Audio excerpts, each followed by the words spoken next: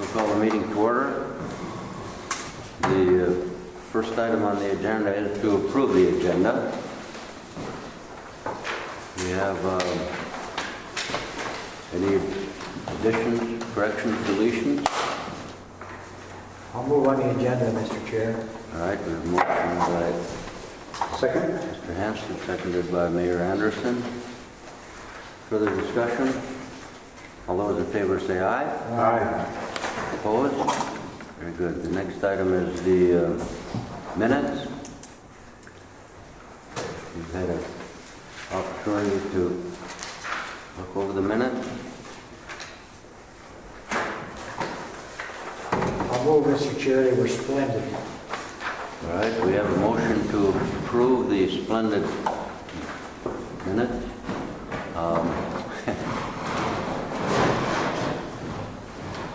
Not having been present, I can't attest, but I will second the motion. All right, we have a seconded. Any additions, corrections? All those in favor of approving the minutes, say aye. Aye. Opposed? Very good, thank you. Next item is public comment period. First of all, thank you to the City of Vernier and Cheryl Dole for hosting us. We have people in the audience. Any public comment at all? Let's do introductions, and we'll start with Kyra. Keda with the Keda office. Bob Anderson, Mayor of International Falls. Alan Rasmussen, public member. Mike Hanson, am I a public member? Yes. Public member.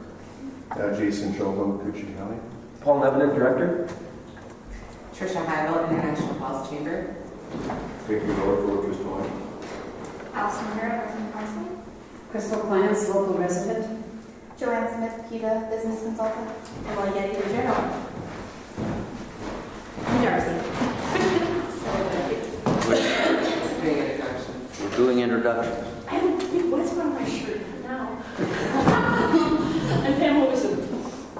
I spill coffee. Very good. We'll move on to the treasurer's report. Brian can't be here today. Commissioner Schodelman is, so maybe you want to do the treasurer's report. You can do it, Kyra. Certainly, Mr. Chair, I'll lead us through it. We can start with COLA testing. You can see there was a transfer from $15,000 to Keda and $15,000 to COLA testing account. Beyond that, Brian went through the bank reconciliation and went through the current listing of bills. Pretty standard as we close out the test season. Nothing that to gain any attention beyond the standard expenses for operation.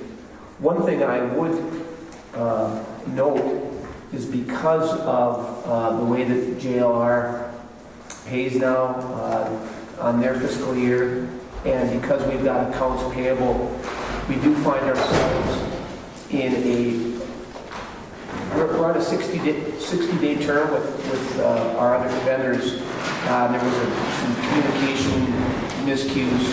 So we're going to find ourselves in the next couple of months very thin in terms of our available funds. So we're working on to remedy that, but it's going to be kind of a new normal with JLR, and we're going to have to make some adjustments. But beyond that, again, there's nothing out of the ordinary in terms of the bills and the closeout.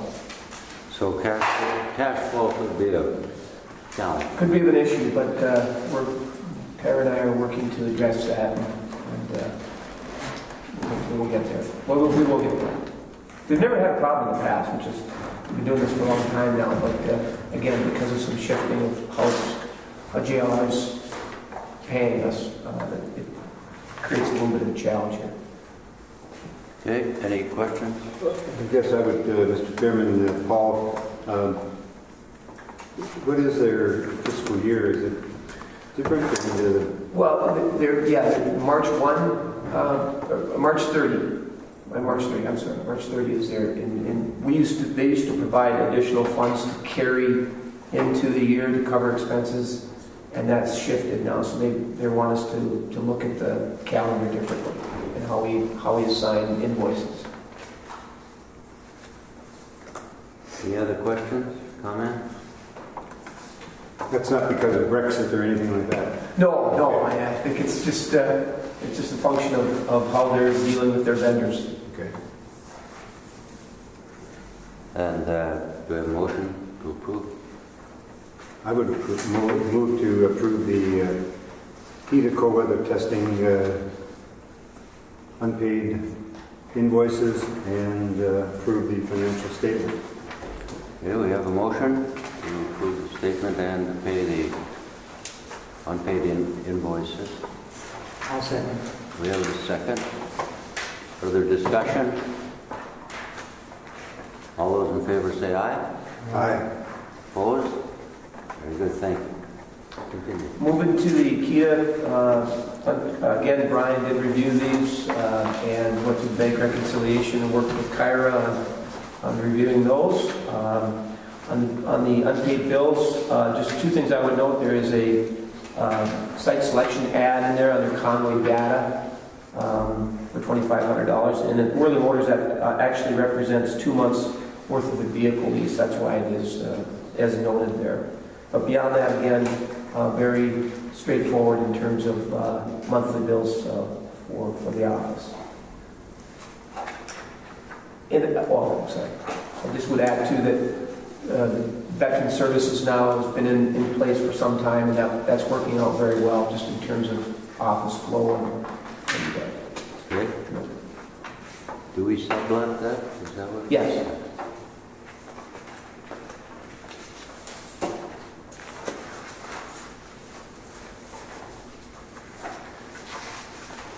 Any questions, comments?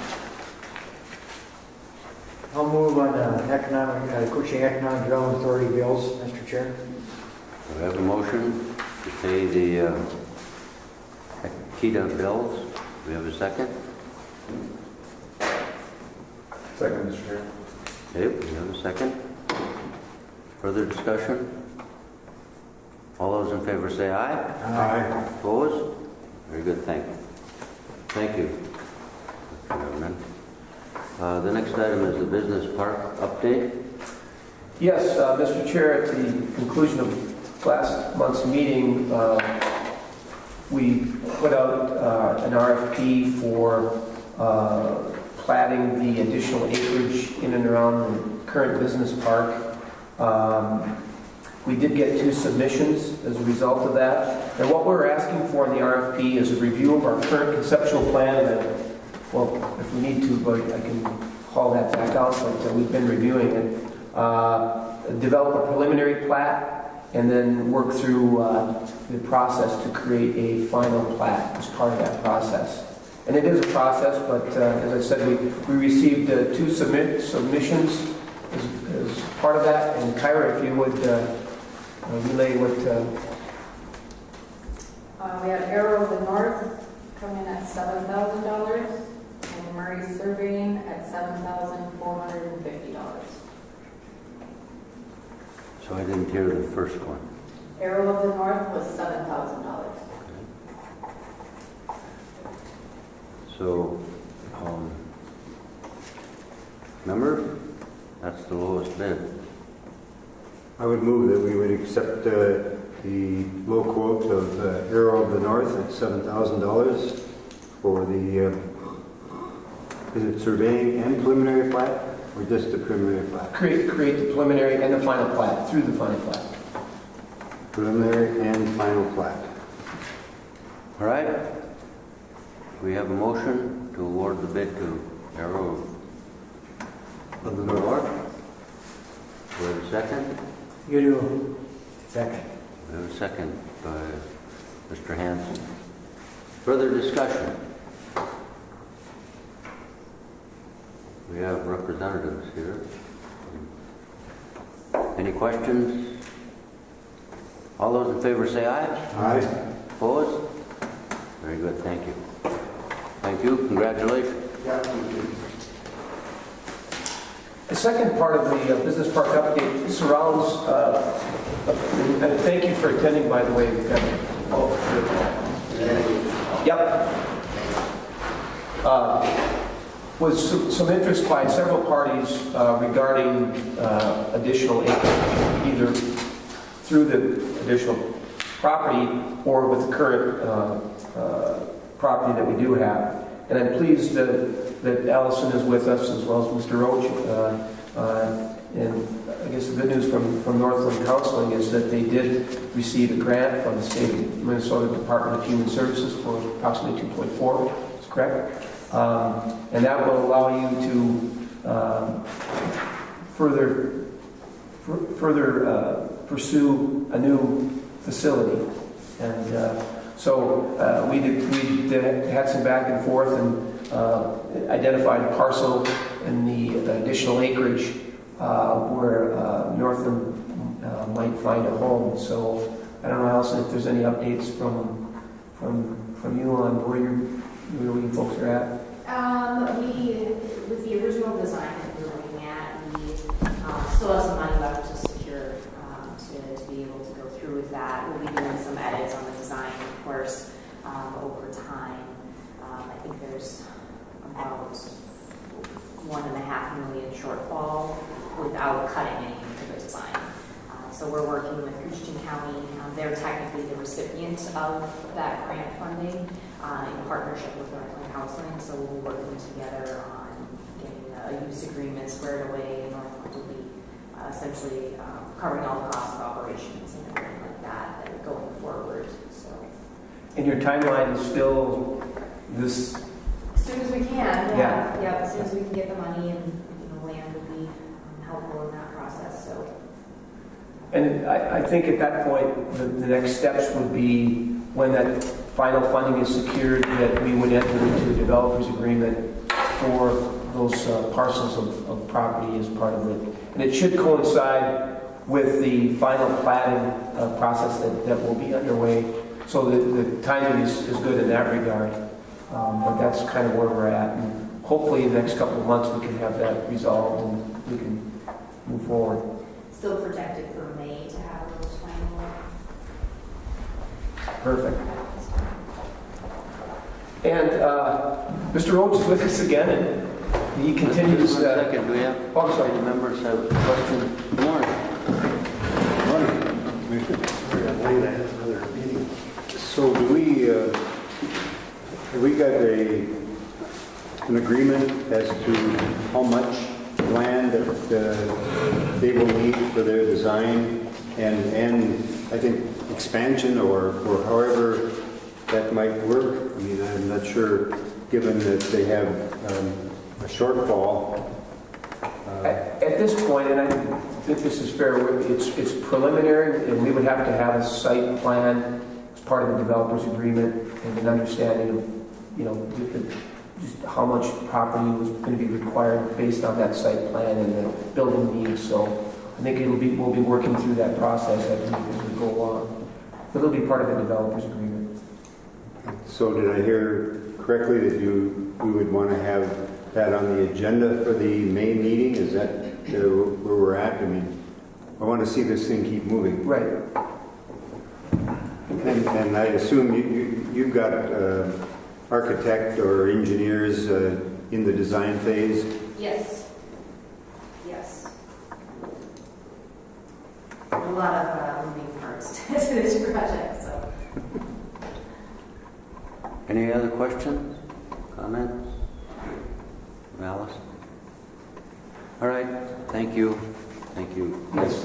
Thank you. That's good news with the funding. Congratulations. Yeah. And Mr. Roach is with us again, and Mr. Roach never sleeps. He just continues to press on, and pleased with the work that's happening on the back lot that we'll pick up again shortly.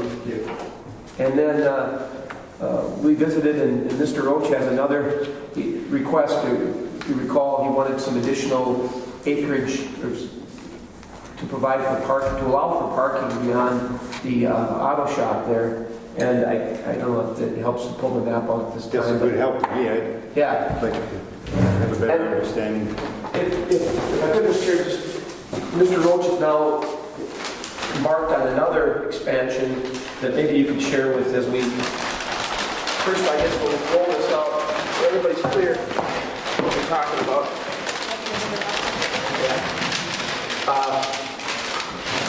Which way is north? This is Highway 53, north is this way. Here's the existing business park here. Mr. Roach, you were looking at some parking space at 100 feet, essentially from Lot 1, Block 3 here, the existing park, to accommodate for some parking, because currently they're encroaching on the right-of-way here. Yes, they are. Now, in the meantime, other things have come up that you maybe would like to share with us at this time so we could... My co-weather testers have requested that I build them a meeting room, facility room, and have it separate from the rest of the building. So they are actually looking for me to build them like anywhere from a 40 by 40 to a 40 by 60 meeting room for all my co-weather testers, which I thought would be perfect if I mounted it on the back half of this lot number 1. Take the whole lot, 193 by 200, and may have built a meeting room for my co-weather testers. They want to stick around International Falls. They love it up here. Good. So what's the timeline? What are you looking at? They would like me to have it done by December, end of December of this year.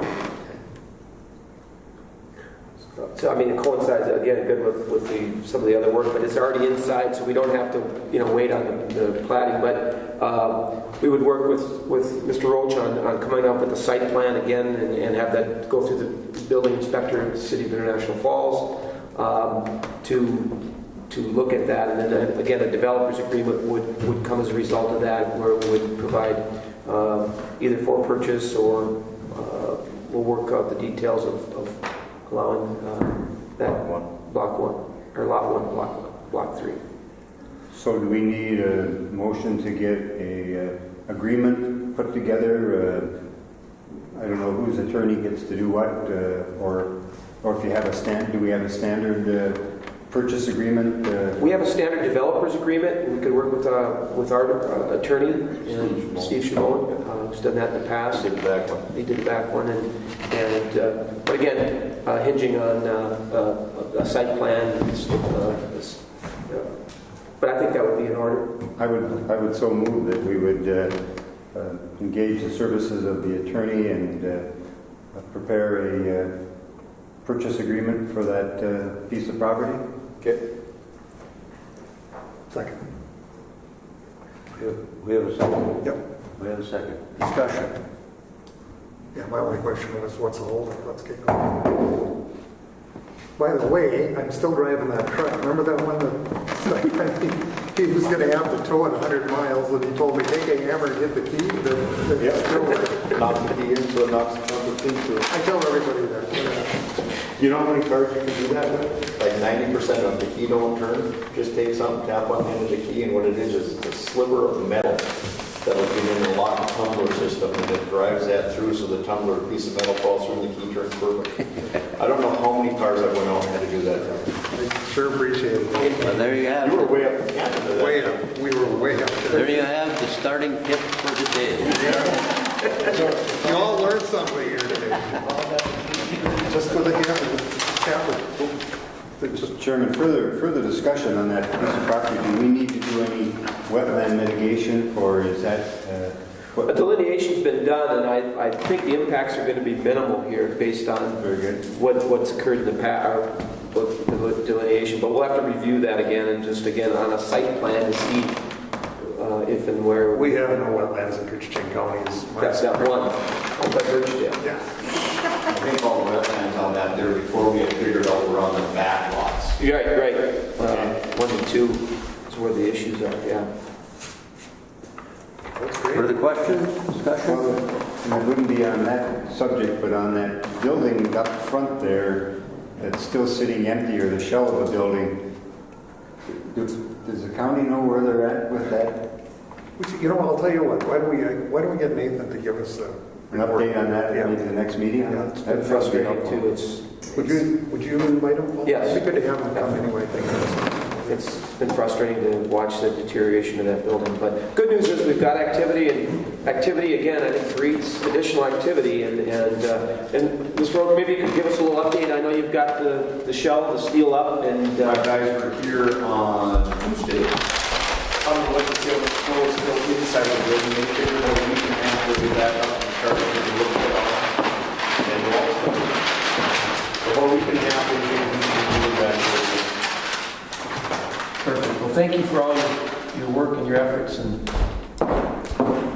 We have a motion and a second. Further discussion? All those in favor say aye. Aye. Opposed? Very good.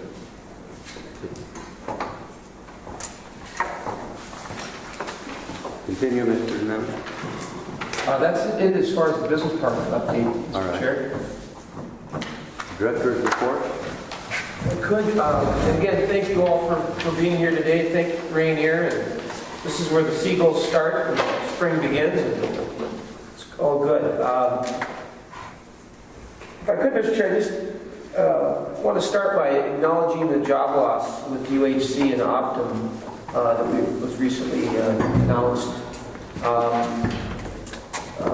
Anytime we experience job loss in our community, it's difficult and painful, and a lot of those folks have been with the company for a long time. And it also shows again how tenuous it is out there in the current marketplace. Again, double down our efforts, or let the public know that this is an ongoing process for job creation and job retention. And if I could, I want to relate a story.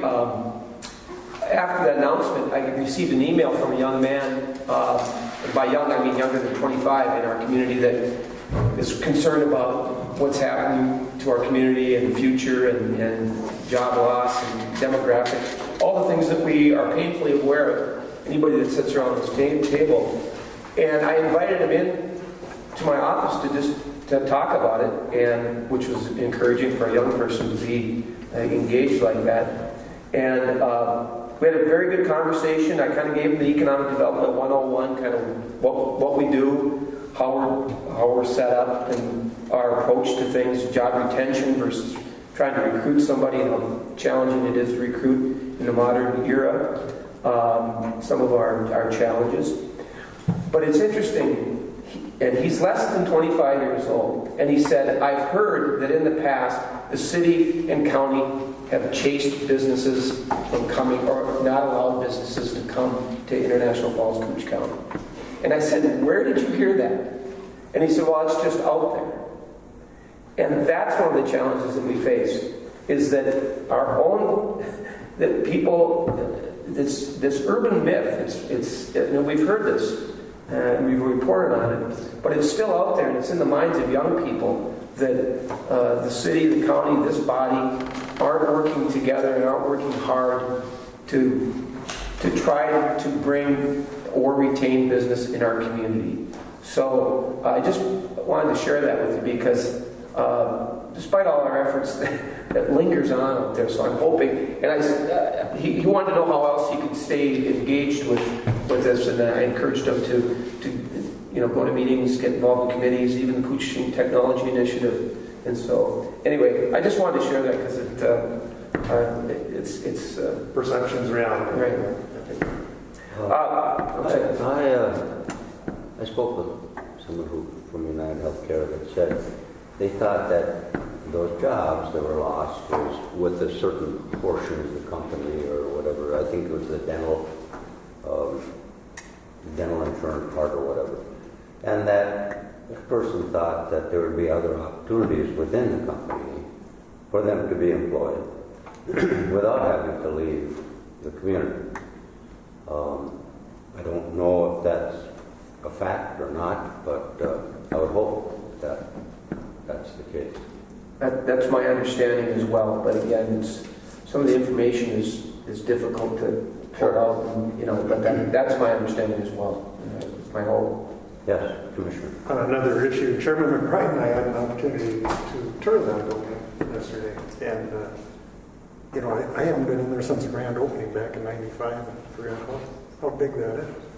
And still in very good shape. 30,000 square feet, is my right. Yeah, huge parking area. A lot of infrastructure that's already in there. I think quality building. Yeah. Great location. I mean, it's somewhat secluded from the other structures in that mall area because it's off on its own. So, yeah. It was, anyway, an interesting tour. Hopefully, something that can be marketed one way or another. So we're certainly going to be working on that. Good, good. Well, Mr. Chairman, if I may, Paul, with regard to United Healthcare, you know, last, in 2018, January, I sent a letter to United Healthcare congratulating them on their being here 30 years and being one of the, if not the earliest, certainly one of the earliest sites away from the Twin Cities in setting up these operations. And certainly was really pleased with the number of folks that were working there at that time. But now we've had a couple of hits here, and I'm not sure what to. They just keep their cards pretty close to their chest, so we don't really get to know what. They really don't want to put out much in the way of public information. So. As to what their plans are. Sure. Now, it's just another reminder that you can't take any position for granted, and that whether it's a local small business or a large corporate concern, that you just, you know, again, it's tenuous out there. Well, I think we had heard at different times that that this was one of their lower cost facilities in terms of per square foot, and the turnover was generally less than the experience at some other locations, and so you know it seemed like a very positive economic picture for a company. And high productivity. Yeah. So it's just bewildering right now. Further comments? Continue. Okay, if I could, I want to touch on a few things that kind of ongoing. The Broadband Community Project, the Coaching Technology Initiative, another acronym for you. The steering committee continues to meet and make progress on the Blandon project. They'll be meeting actually next Tuesday to work with some of the projects that were initially identified to help put together those projects and submit them to Blandon for a grant approval. That will be again next Tuesday at Rainy River at noon and at 5:30. They've created a KTI website to help inform others, and they continue to invite people to this process. And members of the group are actually going to Bemidji to look at their co-working share space, which is a trend we're seeing more and more in the region, where a location will be carved out. People can go in there, conduct business on the high-speed, secure internet, and that's one of the projects that's been been identified as to develop shared co-space in Birchdale, Little Fork, and in International Falls. So we'll be interested to see what the group comes back with. But again, that's next Tuesday for more on that. The Coaching Housing Collaborative. This group continues to meet as well. I like this group. It's in that there's a lot of new faces. It's diverse, and they're basically coming on the heels of the housing study to say, you know, now what do we do with this study? And so they've identified a number of things, including looking at local rental codes, educating the community on housing needs, looking at the current housing inventory, and potential development areas within all the communities. And again, I'm encouraged by the diversity of the group and the energy behind it. The next meeting is scheduled actually for next month, April 29th. Cold weather testing. By all measures, the season is winding down, and I think we've got some JLR fleet vehicles running for another week. But again, a very positive year in terms of both conditions and the number of customers we had. And again, talking to Ricky about his customer base and the fact that they like to be here and understand they continue to grow, and hence the need for additional facilities for them. In addition, I'm working with an individual who's exploring adding capacity to our area. Been working with them for some time to identify, some potential areas for that to occur. In addition, site selector request for information, site location partnership. Recently sent out a request for information on behalf of a client looking for a location in Minnesota to site a facility for manufacturing specialty plastics, dubbed Project Film. They had a number of requirements in terms of citing this. They sent the requirements or the request to the City of International Falls, so I worked with Mayor Anderson and Administrator Ken Anderson, putting together a list of potential locations and or buildings for this company.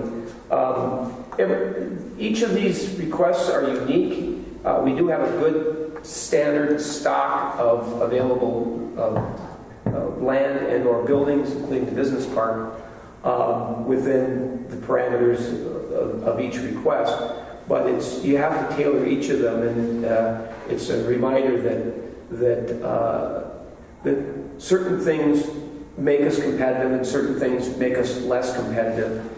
For this request, I thought we were checking all the boxes, so I don't know, Aaron, if you thought we made a pretty compelling, I thought, inquiry. I want to thank Kyra too. She's able to do some magic things in putting together these proposals and making them look attractive and professional. And they're on a very aggressive timetable. We should know fairly quickly, but they want to schedule site visits for March and April, so they're on a fast track. And that's the other thing. When you respond to these folks, you have to have as much upfront and ready to go, whether it's shovel ready or build ready, to be considered a competitive location. So we'll keep you posted on that. And if we do get a site location or a site visit, certainly want to invite members of the board to be a part of that, so that you can learn more about the project and kind of the specifics of what makes a site competitive. Did want to touch on Granite Digital too. They did appear before the county board earlier this month, requesting a 6-month extension to their developers agreement. They lost some time as part of the title or the armory building, and the county granted that extension. So Joe Rashawn and his group continue to try to come up with the funding, and the clock is ticking, and that's part of this agreement. They're aware of that, but I appreciate the county's patience on that. And I'll just close with the riverfront property. After the housing study came out, I reached out to the current owners of the riverfront property here, the East Riverfront we call it, between the Border Patrol and the Voyageurs National Park headquarters. And it was timely, because they said that they're in a position now to more fully try to market and the property. And so they've created a sales presentation that we're helping them with to try to market this piece of property both to housing developers and or hospitality and or other uses and mixed use. So we will continue to work with that and invite them up to visit the site and to see. But again, it was prompted by the housing study and some of the recommendations from the housing study, giving them a little bit more confidence in looking at our areas. So with that, I will answer any questions. Sit down. You have imposed this finance conversation. Yes, thank you for that, Mr. Chair. I did enclose that as part of the broadband. That we noted last month that Dean is looking to provide funds for rural broadband, $35 million for 2020, $35 million in 2021 to support border-to-border broadband development. And that's good news as well. And that's another reason why having this committee in place with specific proposals really helps in terms of trying to leverage these additional dollars. So just wanted to know that the legislature and the governor are big proponents of the program and broadband and understanding the importance of it, especially in rural areas. So. Well, Mr. Chairman, Paul, my understanding of the grants that come from DEED for the broadband expansion go through private companies that will see that installed, and in many cases they will also leverage some of their private dollars to expand that service. And so, and do we have the requisite number of providers up here that should there be a need for an expansion? Yes, the answer is yes. And Midco did use the program as part of their expansion into Little Fork last year. Again, it's a process that takes some time. One of the things that the KTI group is doing a survey. There were those areas just outside of International Falls, lake folks and paper makers, as well as the Ericsburg, Cabtoma area that we thought had enough critical mass of residents and users, as well as Birchdale area, I should add.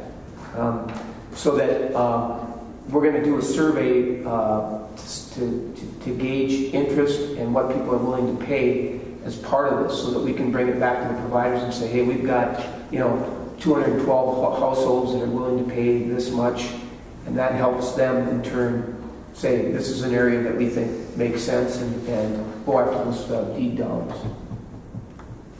Well, Mr. Chairman, was it 2 years ago that Frontier was here and made the presentation on their expansion up Trunk Highway 11 East to service the area? And do we know, was that completed or where that stands today?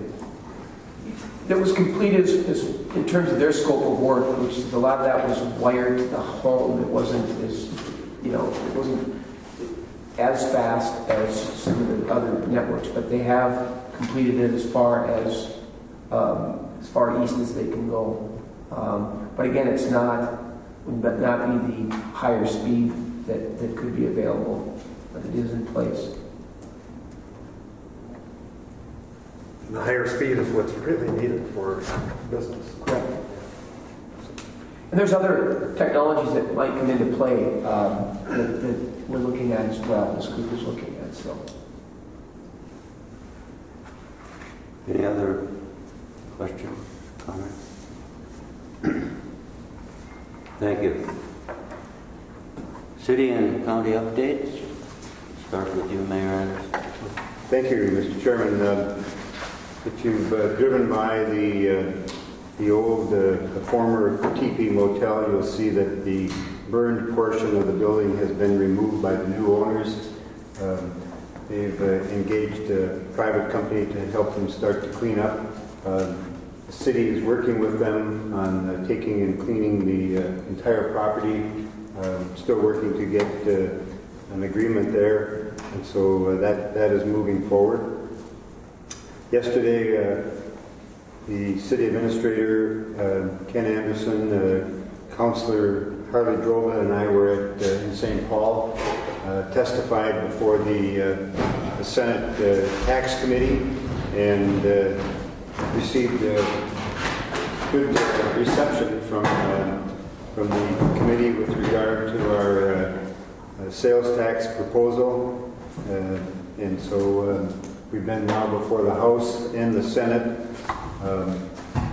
There are some differences between the two bodies, and so I assume that some bills or some type of a bill will, omnibus bill, will end up probably going to conference committee. And so that continues to move forward, and hopefully we'll have a good conclusion to that here in the near future. Summer's coming, and the City Beach Committee will be meeting next week at City Hall, so anyone interested in City Beach, certainly welcome to come to that.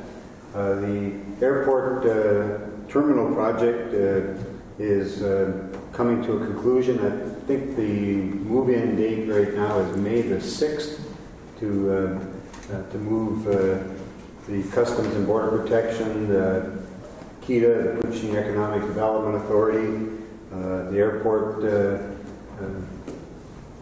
office, and so we're looking forward to that happening very, very soon.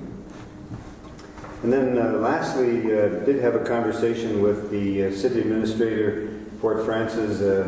They're continuing to try to work on revitalizing the Fort Francis Mill. Great article in the Journal the other evening. Certainly a lot of interest in the community, both communities, about that. Don't know where that will end up. It's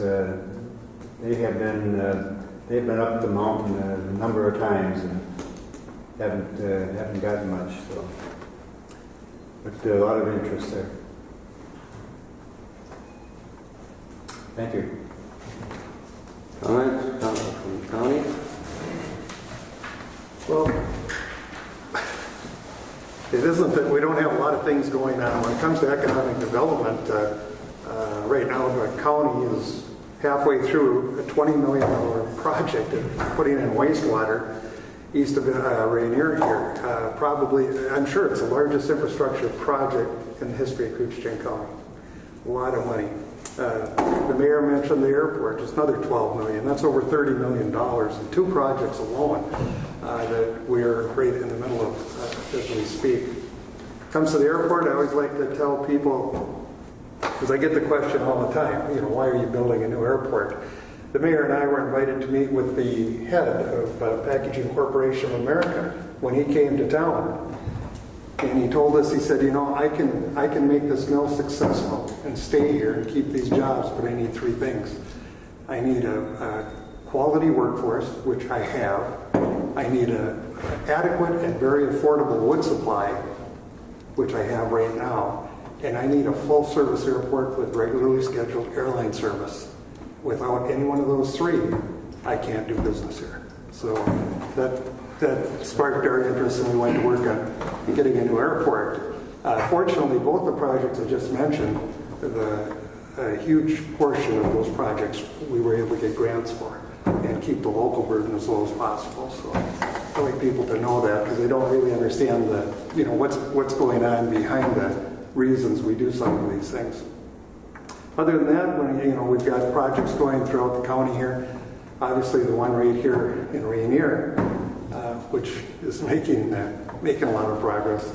A Little Fort, they just finished up a lot of infrastructure projects there. Big Falls was working on a park system. They were able to purchase the land at that beautiful park they have there on the river and expand that to make it, much more usable and et cetera.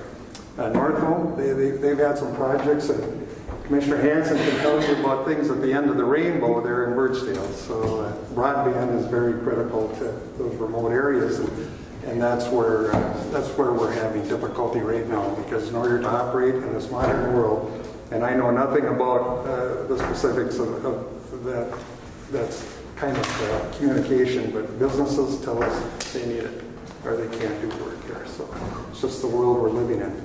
Other than that, I feel like we're at court here, the way they're set up. I'm usually out there in the audience, and come to many meetings, and they're always lively, or at least they used to be right here. It wasn't a good meeting if there wasn't a fist fight or two, or call my brother-in-law the sheriff, and he'd have to come out and straighten things out. But, I love Rainier. There's no place like it. But, I'm glad you folks are here. Thank you. For the county, Commissioner Schoblum? Well, just one side note is I attended a KCDA meeting in Big Falls. That was really cool. That was really neat to see, a lot of the small businesses and some of the excitement from the people that were, their businesses and co-businesses and things like that. So it was good to see that, and got some interesting conversations with a couple of people. And yeah, that was actually a county-wide deal. There was people from North Home and International Falls, and so it was spread out. So it was really nice to see. Thank you. And finally, the news from the end of the rainbow. The bougainvillea bushes are blooming there, Mr. Chair. You didn't know we had those, did you? Well, they're pretty common. I do have a couple comments, and one is monthly I contact Little Fork, Rainier, North Home, Big Falls, and to a city, they want to thank Keda and Paul for trying to put them to the forefront of paying attention to what they're doing. Commissioner Pravik mentioned North Home. They just finished a brand new garage for the Snowmobile Club, and it's pretty good size. They, since last fall and over the winter, there's been an apartment building go up and right in downtown North Home, and they expect the rental to start sometime in next month, in April. I and Paul have both worked a little bit with the Blended Community Leadership Program, the North Home, Kellier, and Black Duck area. Last took part in it in 2007. I was involved with the selection committee of who got to go, and have attended other forums in North Home.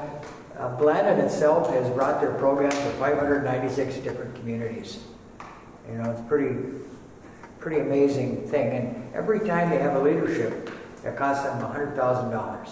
There are 24 people in it, and it's about $4,000 a person. To get them there for a week, to go through all of the plus, paying for their lodging, food, and I'm not so sure that everybody here at the table probably hasn't had a chance. So it's been a big thing for North Home. I know Little Fork is working on a co-working site with Blandon as well as Birchdale is. In Big Falls, they are just awaiting some financial subsidies from the state of Minnesota that have already been granted, and are waiting for an archaeological study on the site right at their new park there, which is going to be expanding. Last night in Birchdale, I watched some folks from some other galaxy push their boat out on the ice, and when the ice breaks, they jump in. It's cold, and it's amazing how many people are there, and they're open yesterday. So just in that time period, and when I say it's open, it's really not.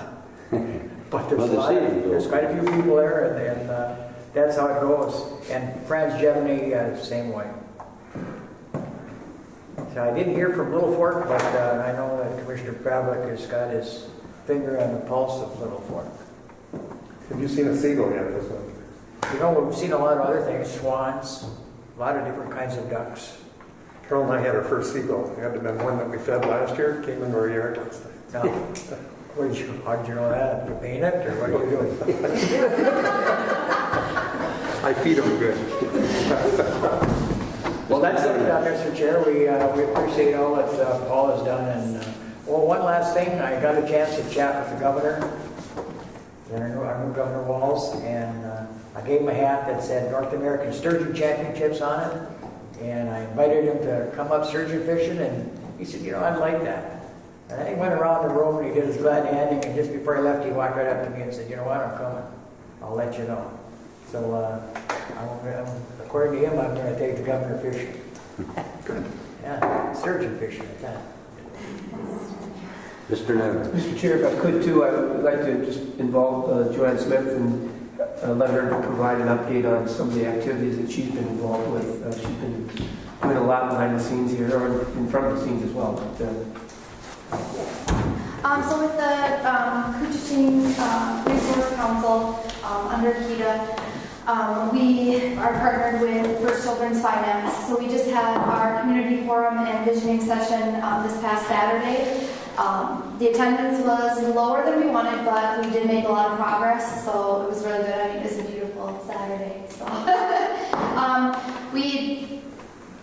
found 5 focus topics or goals that we're going to do in Koochiching County. They are explore the ability or desire for Putaska to collaborate on childcare pod-based model. And a pod-based model would be like in a facility, there would be different separate businesses, but it would be providers doing family childcare, but they would be located in one location. Another goal is to have multiple new providers in Koochiching County, so we are exploring spaces, partnerships, different types of childcare. There's a regular center-based or there's drop-in care, and each of them have different requirements. Have a before, after, and summer programming at ISD 361 for fall 2019 for over 3 years. There's an opportunity through the Department of Education for a competitive 21st Century Community Learning Center grant. It's for at least $150,000, and I'm working on applying for that. Also have help from community ed at ISD 361 and also the 4-H program. We're going to involve them.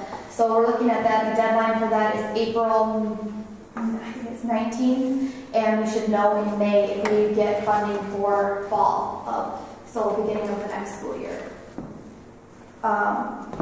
Provide training incentives through local businesses for providers and provide forgivable loans to providers through local funding support. So this would be for training, expansion, equipment, licensing, and stuff for providers. So those were kind of the main goals that we wanted to do, and so now we're going to look at each of those goals and determine action plans and steps to move each of those forward. Some other events, our group is doing this community baby shower. That'll be Saturday, May 4th from 10 to noon at Good Sam. We are still pursuing the Koochiching Resource Directory. We're compiling a list of all the different resources across Koochiching County, and we are just going to be publishing it digitally.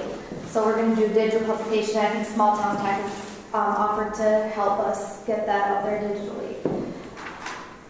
And I did give you a flyer on the Google event that the Chamber and I are partnering with April 11th. So we're trying to get 50 people there, and then we will have an actual Google representative come here and have stuff to give out and lots of great information for any type of business, large, small, home-based businesses, anything like that. So we encourage everybody to come. Any questions?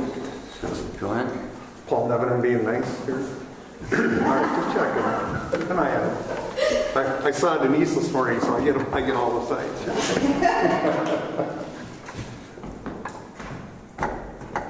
The next item is the public comment period. Do you have any comments from our guests?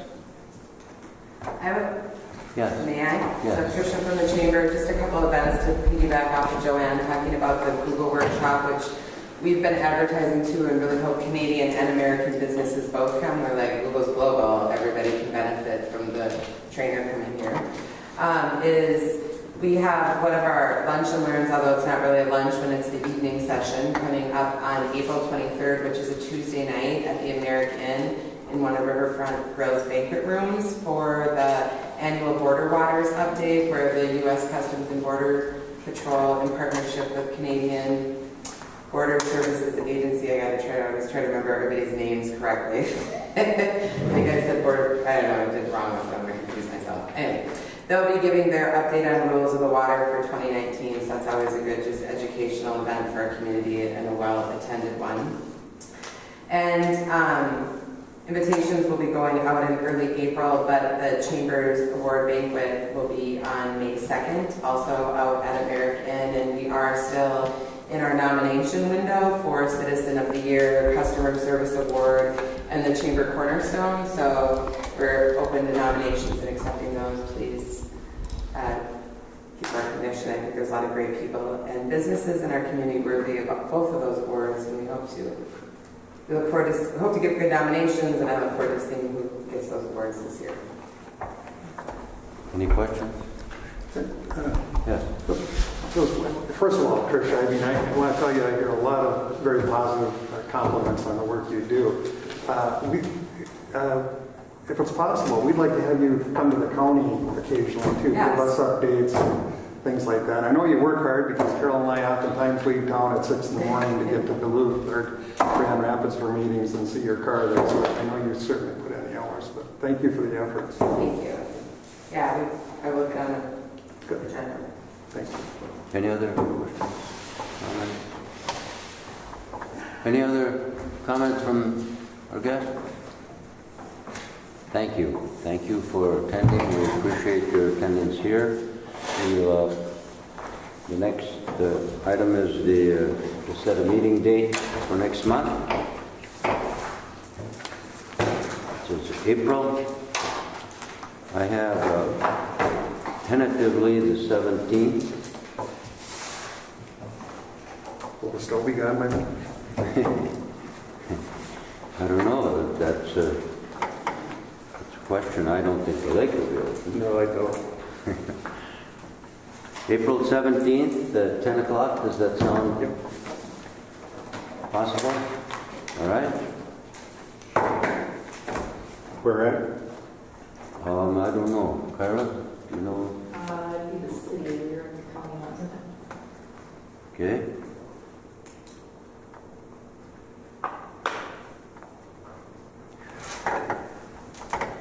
Once again, thank you to